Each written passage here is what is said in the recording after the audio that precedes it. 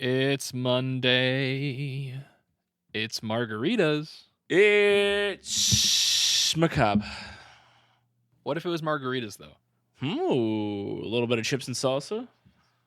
Little Monday margarita macabre? I'm in. You're in, but are you like just saying that to appease me? Yes. Because, well, shit. You're not supposed to say yes. Sorry, I just love appeasing. Dude, that's one of my 3 favorite traits about scone. I'm Scony the appeaser. Ooh, it sounds negative, but it's not necessarily. Yeah, it's like Ronan the whatever. Yeah, the Conan like, the Barbarian, Ronan the cute accuser. and sensitive one. David the shrimp dealer. Dude, that guy's got the best shrimp, though. He's got the best shrimp. Most legs on a shrimp I ever counted, dude. Listen, fam, if you're like, I gotta get shrimp, but that grocery store shrimp, don't cut it. Don't cut. Hit up David. You gotta hit up Just Dave.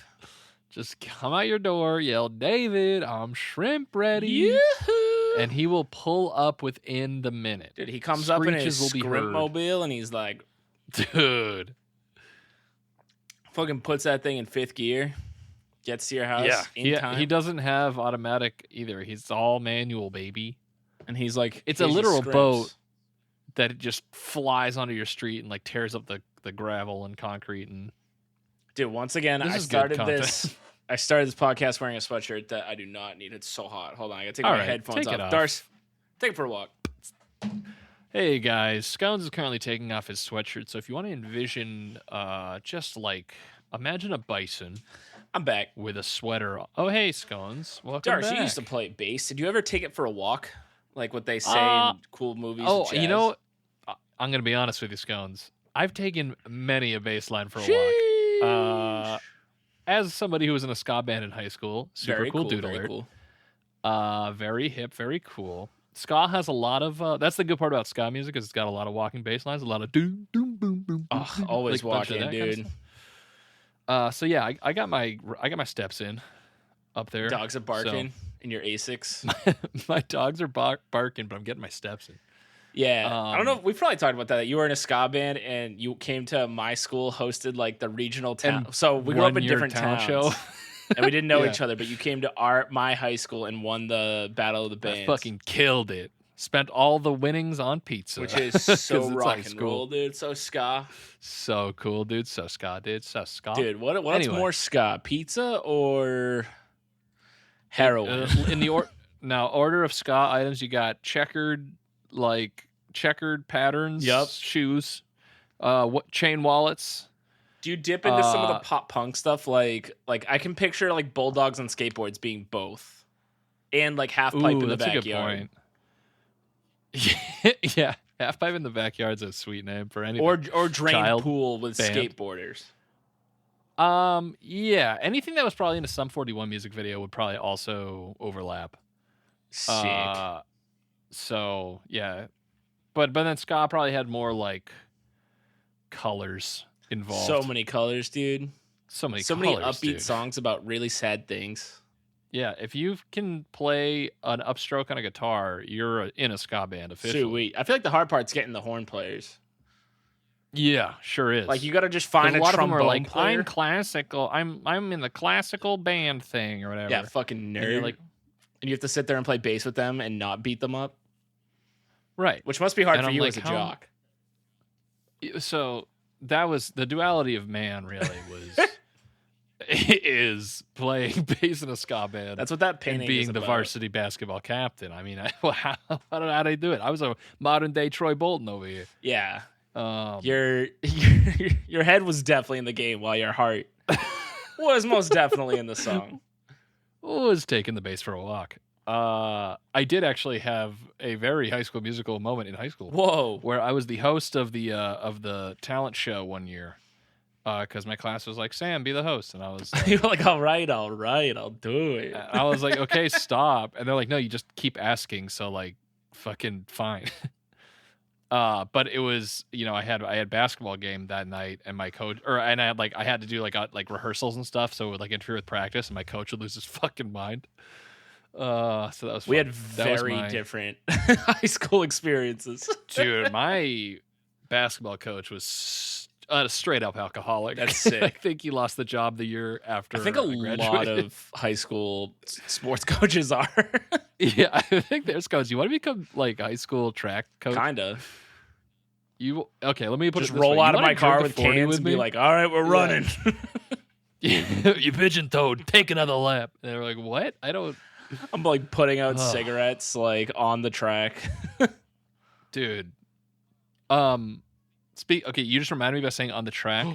On Fiverr, I found a guy who will do producer tags for you for $5. That's fucking and I think sick. everybody we know should get their own producer tag because That's amazing. So like when you can say even play it producer in this tag, do you podcast. mean like the DJ cat like at the beginning of the song? Yeah. Whenever it's like Maserati, DJ that Shadow. kind of thing. Yeah.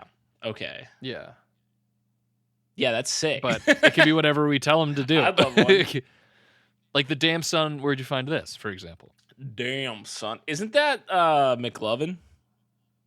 Is it? I'm pretty sure he's the one who says, "Damn, son, where'd you find?" Like I'm pretty sure that's him. He can do like a crazy deep voice. Oh, I thought you meant like it was in Superbad, and I was like, what? No, I it don't wasn't. remember. But it's that actor. Oh, his name is Garth Brooks. Yep. Talk about duality of man. That's somebody who, his actor name, which is his real name, Christopher Mintz-Plasse is his name. Yeah. He's something that's always in my son, head. Where'd you find this? That's crazy. I don't know if I bet 95% of people who are listening to this have no idea what that That's means. crazy. Have you been on the You internet? think fam? more people know "damn son"? Listen, buddy, don't tell me what's on the internet. I invented it, dude. If you're on the internet and you haven't seen "Damn Son," where'd you Damn, find son. this? Like dog and cat videos or like tunics with Muppets on them and way too much writing. I don't know what you're doing. Yeah, you're obviously You're not on the sites I'm right on. side. Yeah, we're on you might be on the dark net. We're on the dank net, dude. www. We should start our own Welcome to the dank our net, own dude. internet. Fuck it. Dude, I'm tired of this internet. Let's start our own. Dude, when you open The up dank any net. web page, it goes, Saul, dude. Saul, dude. Welcome to the dank net. Oh. It's like the dark net, but it's really friendly and kind of weird. Yeah. So Anyway, Dars, I did a ton of research for this week's subject. I really poured through the tomes. I was like Gandalf when he goes off to Minas Tirith, just like looking through old parchments. That was me. When he goes off to Minnesota. Yeah, he goes off to Minnesota and he gets help from Jesse the Body Ventura. I'm gonna show you something. It wasn't even Nope. good. It's Not been a while. Jesse. It's been a while. It did not come out as Jesse. Nope, can't do it. Lost it. He went to Jesse. He's like, Moving you on. should be in Predator. And Jesse was like, okay. And he's like, that's a great idea. Well, anyway, we got an article from All That's Interesting about Oh, that's interesting. The real That's Men in Black. interesting. Ooh. band. I like. Band. I'll say my stupid Bland. comment afterwards. Suck that dilly Slurp it down for and us, slurp band. that hair Oh, back.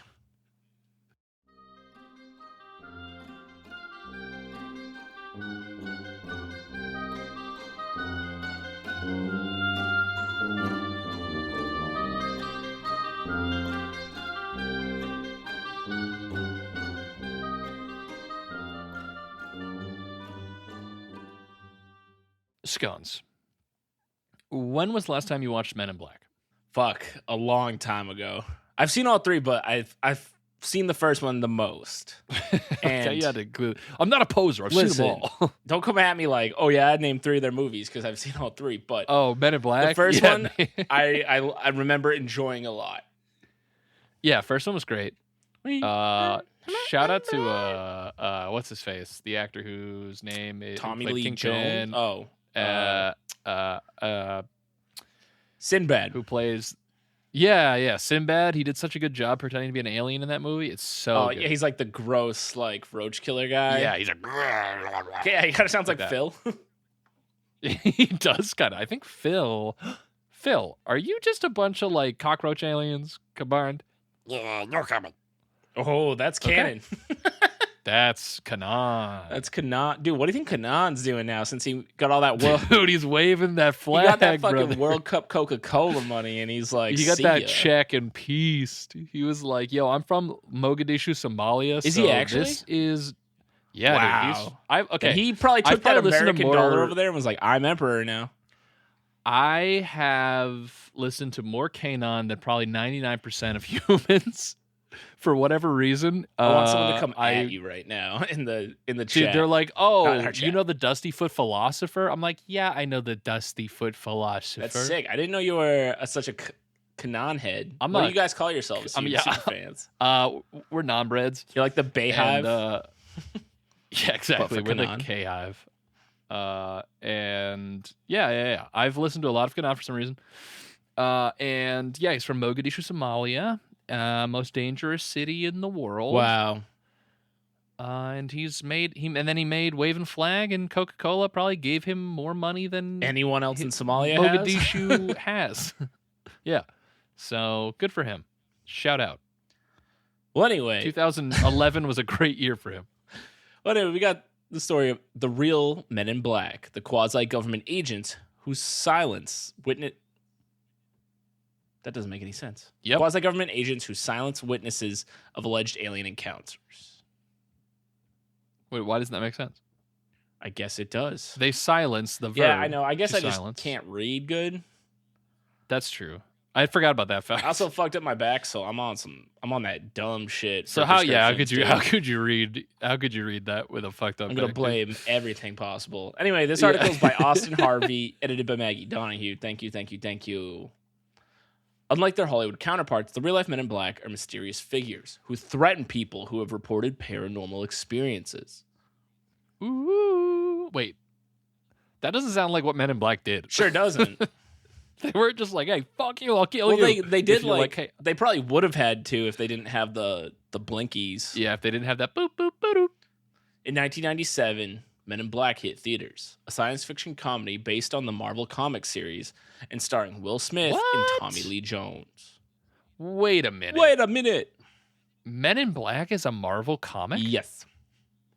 I never knew this. Yeah. You'd be surprised how much shit is comic books. Whoa. Schindler's List? No, do you think was it when was the comic made? Well, if the movie's made in 1997, I'm guessing the 70s or 80s. Men in Black. That's great. comic. Dude, this is blowing my mind. It really is not that that insane of Oh no, information, but 1990. It's kind of blowing my mind. The article, yeah, that came out in 1990. And it only ran for Wow. 6 issues. 6 years. I don't know if it was like a limited release or if people didn't like it and they were like, hey, people didn't like this, let's make a movie.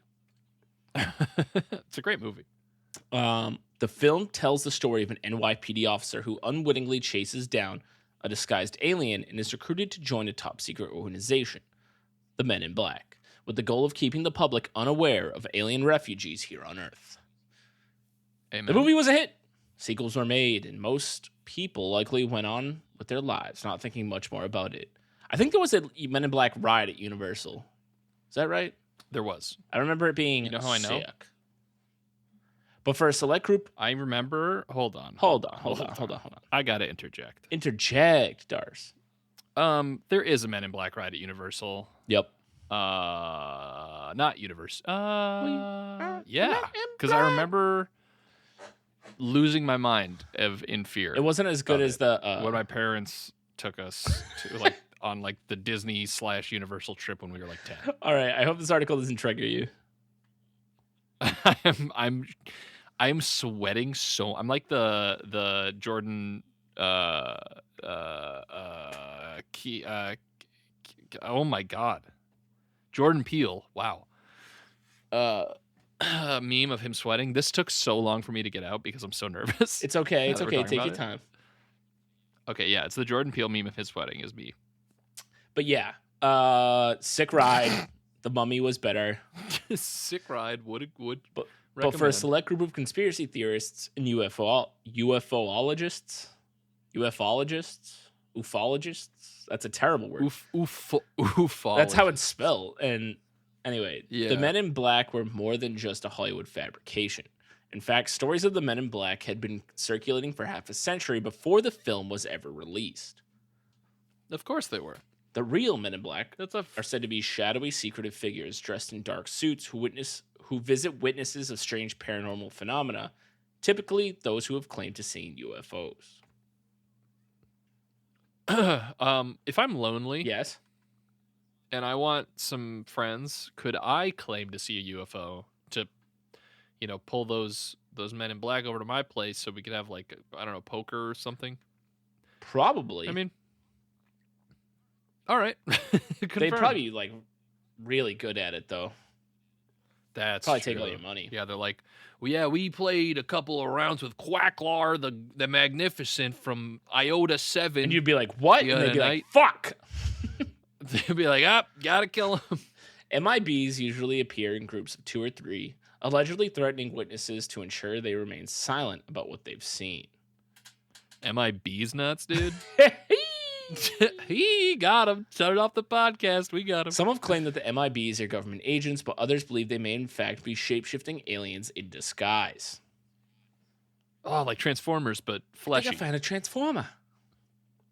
Exactly. Say hi to your mother for me.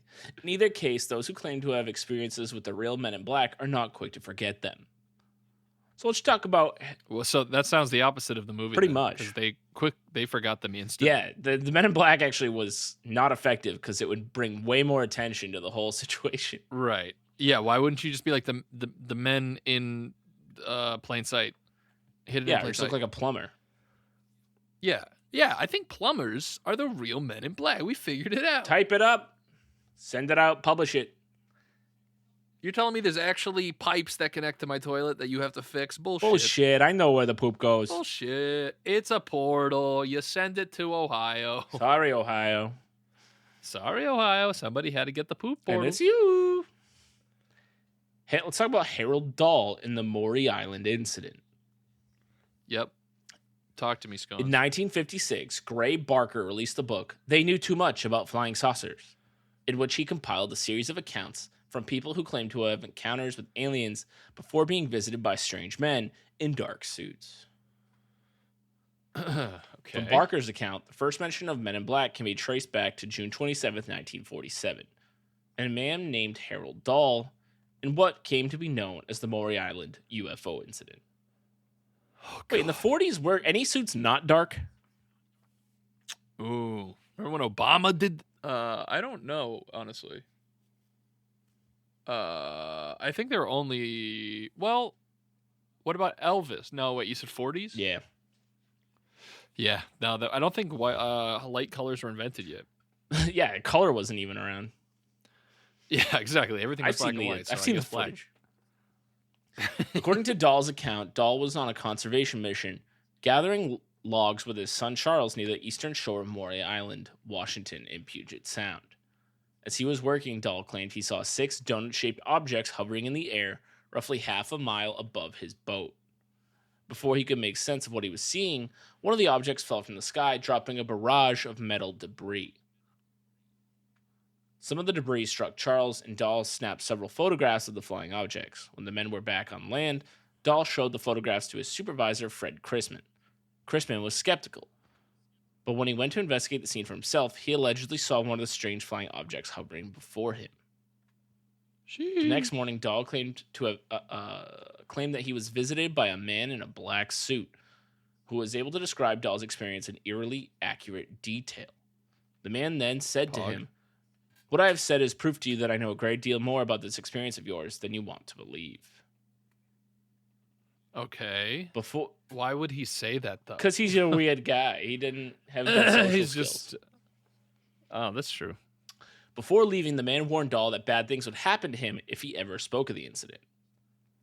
Although both Dahl and Chrisman later said the incident was a hoax, it did little to stop conspiracy theorists and ufologists from looking into it. See, this is the thing that sucks. Is like, even when they're like, hey, we made it up, they're like, no. Yeah, right. You're just saying that because you No, got we threatened by a know. guy in a black suit. And I'd be like, dude, you're going to take anything that anyone says and fucking make your crazy stories up. Well, that's where the Men in Black come in. They're like, hey, remember when you told everyone at the bar about this? Go back and tell them it was a hoax. And they're like, that's true, yeah. Okay. Admittedly, the Maury Island incident Dr. gained Jones. little notice until Barker's book was published. But it was the way in which Barker connected Dahl's story to that of a young man named Albert K. Bender that truly kicked off the Men in Black fascination. Ooh, So we got bend me up, Bender, Sconey. Albert Bender in the International Flying Saucer Bureau. Yo. How do I The join? International Flying Saucer. Okay. International House of Pancakes versus the International Flying Saucer Bureau.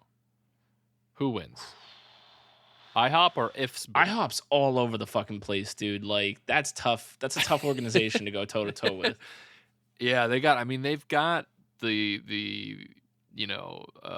what's the They got like 4 different syrups, bro. They got 4 syrups at every table. Holy I don't shit, know what the Saucer Bureau is doing as far as I don't know what their syrup status is. You want to But I open like a intend to barbecue find restaurant out. called like Flying Saucers and we just have a bunch of sauces? That'd be pretty sick. Okay, it's done. I'm in. Take all my I money. have a banker across from me who's giving us a loan.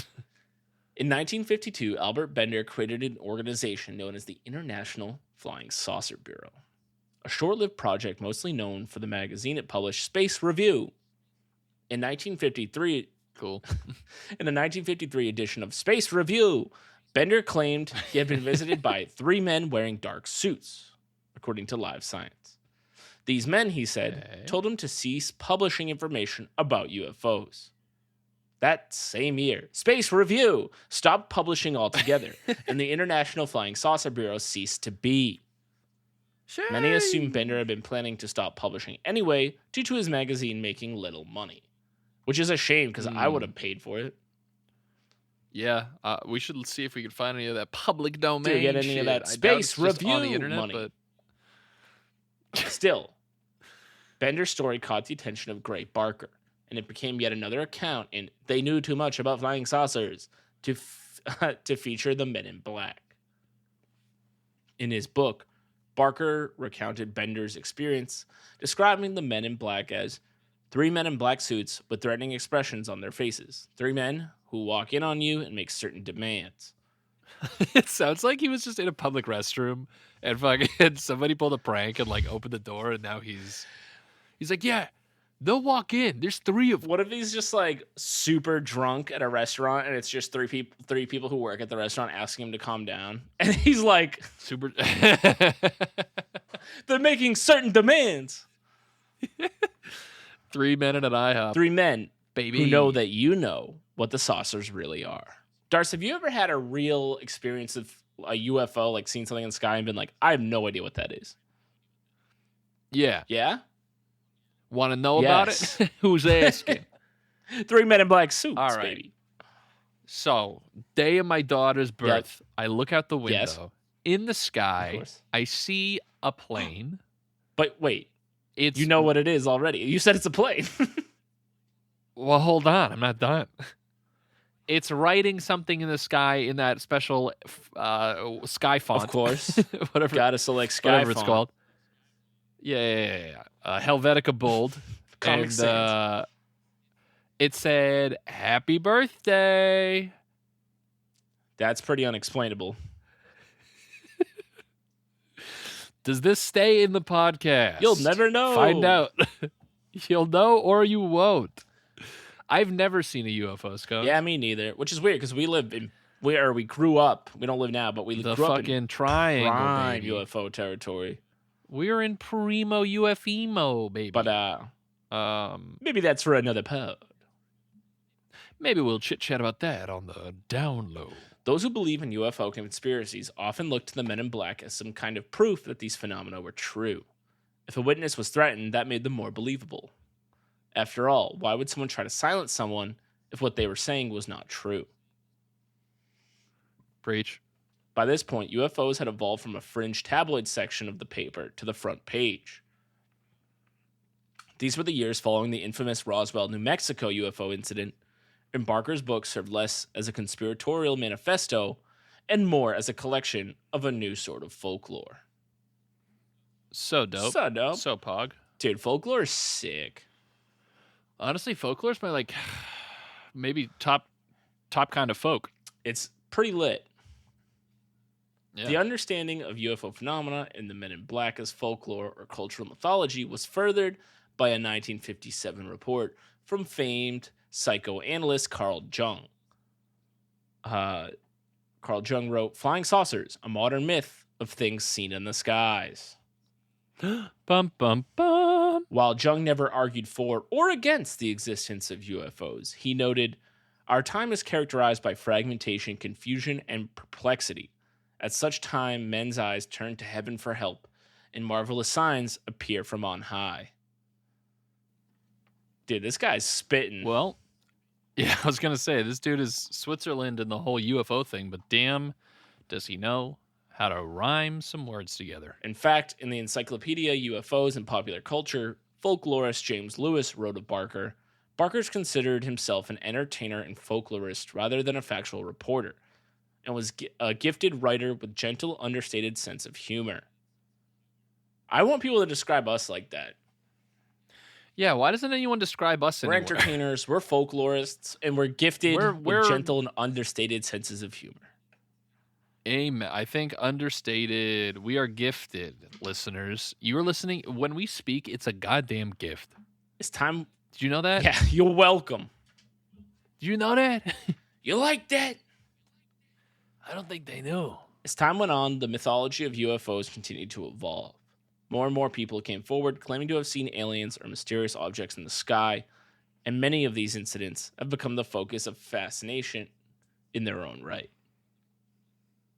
UFO stories evolved culturally as well, as more films, television shows, novels, comics, and eventually video games took UFOs and extraterrestrial life to greater heights. Darcy, you remember that video game, Destroy All Humans? Yes, it's It's awesome. so good. I love Destroy All Humans. It was so good. Anyone here has not they played remade it. Destroy All Humans, try to revisit it. I don't remember, what was it, for PS2? Xbox 360? I don't remember what generation it was. PS2. It's sick. Anyway, It's sick. in 1962, Albert Bender released his own book specifically about the Men in Black, Flying Saucers and the Three Men. Bender's own words painted an even more sinister image of the Men in Black, saying, "They floated about a foot off the floor. They looked like clergymen, but wore hats similar to Homburg style. The faces were not clearly discernible, for the hats partly hid and shaded them. The eyes of all three figures suddenly lit up like flashlight bulbs. They seemed to burn into my very soul as the pains above my eyes became almost unbearable." So there's a little, there's where the flash came in, huh? Yeah, that sounds spooky. Like so much else in the conversation regarding UFOs, the Men in Black changed over time. No longer were they simply government agents offering a warning. They were mysterious entities unto themselves, seemingly human and inhuman at the same time. That's my favorite kind of. You're just like kind of in between, towing that Yeah, I'm line. like, I don't want to choose I hope everyone has a good time.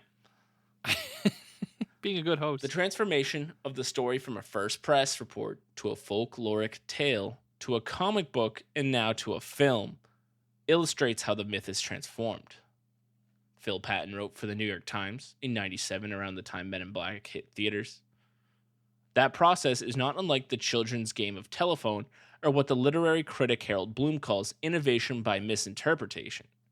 The period when the saucer phenomenon was new is now a point of reference.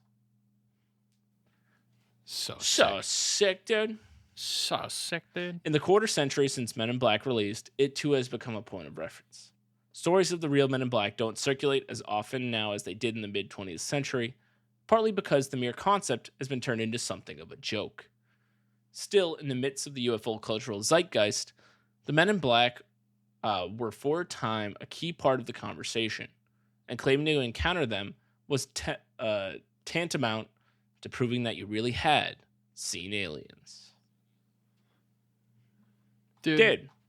I gotta watch Men in Black again.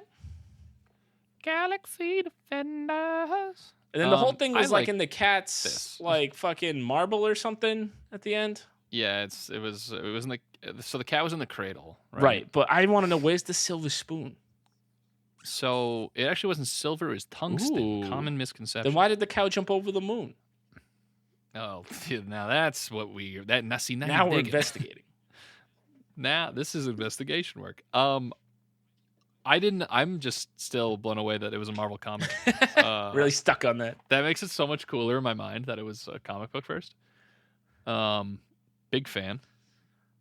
I don't know. I feel like the Men in Black, like I never attributed that film to it. Like there's other stuff for like Stranger Things where like guys in suits just come and make you shut up or kill you when you see shit you shouldn't have. Like yeah, it's that does seem like it would. Although I never gave them like cool powers or anything, but in my mind there would always be government men in suits showing up to end your like get people who are talking a little too much. Yeah, I think that's definitely a thing for sure. But I feel like it's usually like, hey, I learned about this like special project that's actually a weapon or something. Much less like, hey, I saw an orb in a picture. Or like that kid in America like 2 weeks ago or like a month ago who leaked all those documents. He's going to get Men in Black real hard. He's going to get Men in Black. In 2 years, we're not going to have record of him. He will be gone. He'll be gone.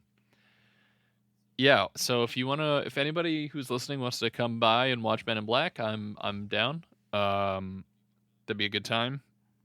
Scones. Hey, Billy. Sing him a little Men in Black tune as we close out the show. Men in Black. Guys, thanks for listening to another episode, and follow us on our socials. How much do you think using that Twitter song would cost us? No money, baby, because I wrote it. Sheesh. I'll just say it was bury the lead. Dude, listen. I just wanted to see how much you knew about my excellent. Yeah, you were like, that's so crazy. It was a comic book. I look up the author's you. It's just Darcy from Monday Morning Macabre is the title.